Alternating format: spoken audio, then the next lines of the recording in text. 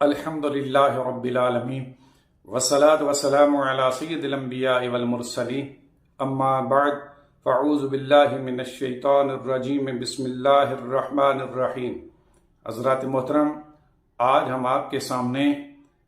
پاؤں کو دوسرے پاؤں پر رکھنے کے حوالے سے ایک تعارض کی تطبیق قائم کریں گے۔ چنانچہ بخاری اور مسلم شریف کی حدیث پاک کا مفہوم ہے، حضرت عباد بن تمیم رضی اللہ تعالی عنہ اس حدیث پاک کے راوی ہیں، فرماتے ہیں کہ میرے والد صاحب نے ہمیں بتایا کہ حضور نبی کریم صلی اللہ علیہ وآلہ وسلم کو میں نے دیکھا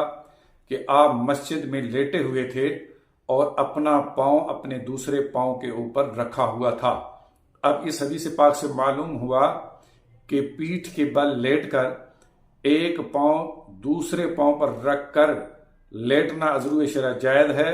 اور اس حدیث پاک سے ثابت ہے، جبکہ اس کے برعکس دوسری حدیث پاک جو حضرت جابر رضی اللہ تعالی عنہ سے مروی ہے،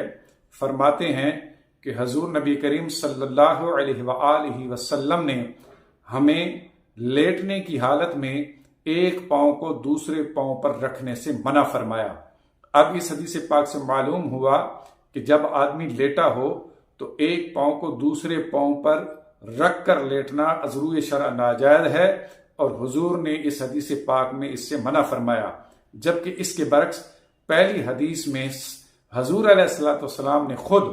لیٹنے کی حالت میں اپنا ایک پاؤں دوسرے پاؤں کے اوپر رکھا۔ دونوں حدیثوں میں بظاہر تعارض معلوم ہوتا ہے۔ اب اس تعارض کے درمیان تطبیق اس طرح قائم ہوگی کہ یاد رکھیں، اگر کوئی شخص پیٹھ کے بل لیٹا ہو اور اس نے اپنا ایک پیر دوسرے پیر پر رکھا ہو، اس طرح کہ اس کی ٹانگیں لمبی ہوں، تو ایسی صورت میں لیٹنے سے کوئی حرج نہیں ہے، کیونکہ اس سے ستر کھلنے یا ننگا ہونے کا اندیشہ نہیں ہوتا، کیونکہ دونوں ٹانگیں لمبی ہوتی ہیں، صرف ایک پاؤں دوسرے پاؤں کے اوپر رکھا ہوتا ہے۔ اور دوسرا طریقہ یہ ہے کہ ایک ٹانگ کو کھڑی کر لیں، یعنی پیٹھ کے بل لیٹے ہوں اور ایک ٹانگ کھڑی کر لیں، مطلب یہ کہ ایک گھٹنا کھڑا کر لیں اور دوسرے پاؤں کو اس گھٹنے کے اوپر رکھ دیں۔ تو ایسی صورت میں جس نے تہبند باندھا ہوگا تو اس کے ستر کھلنے کا قوی اندیشہ ہے اور اس طرح اس کے اعضاء ننگے ہو سکتے ہیں۔ تو جس حدیث پاک میں نبی کریم صلی اللہ علیہ وآلہ وسلم نے پاؤں پر پاؤں رکھنے سے منع فرمایا، اس سے مراد یہی دوسری صورت ہے کہ گھٹنا کھڑا ہو اور پاؤں گھٹنے پر رکھ دیں اور تہبند باندھا ہوا ہو، تو یہ صورت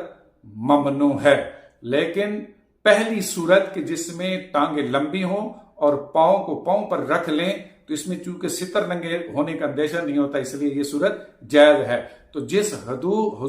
حدیث میں حضور علیہ السلام نے اپنا پاؤں کے اوپر رکھا ہوا تھا، اس سے مراد پہلی صورت ہے اور یہ جائز ہے، اور جس حدیث میں حضور نے پاؤں پر پاؤں رکھنے سے منع فرمایا، اس سے مراد یہی دوسری صورت ہے۔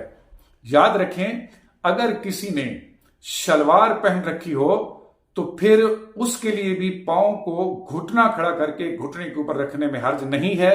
کیونکہ شلوار پہننے کی صورت میں ستر ننگا ہونے کا اندیشہ نہیں ہوتا۔ اگر اس تطبیق کو تسلیم کر لیا جائے تو احادیث کے درمیان تعارض بھی ختم ہو جائے گا اور اس حل کے بعد اختلاف بھی ختم ہو جائے گا۔